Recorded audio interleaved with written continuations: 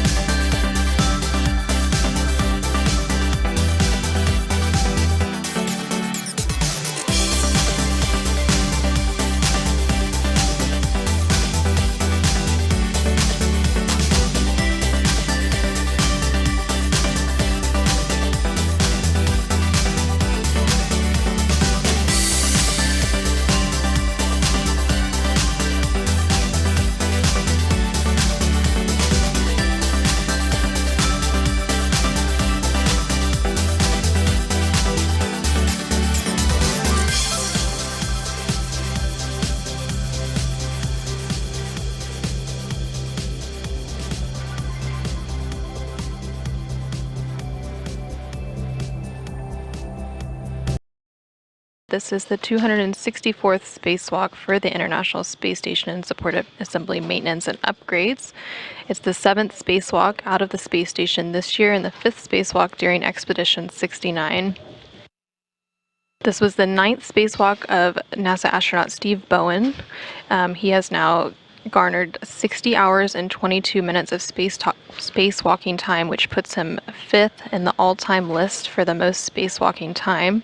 It was the first spacewalk for Woody Bowen, so he now has 6 hours and 3 minutes of spacewalking time. In today's spacewalk, which began at 8:25 a.m. Central Time, 9:25 a.m. Eastern Time, and ended at 2:28 p.m. Central Time, 3:28 p.m. Eastern Time.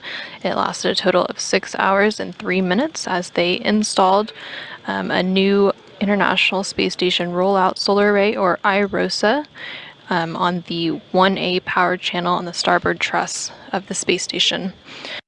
In total, the space station has seen over 69 days of spacewalking time, with 69 days, 21 hours, and 52 minutes of spacewalking time across those 264 spacewalks that have been conducted.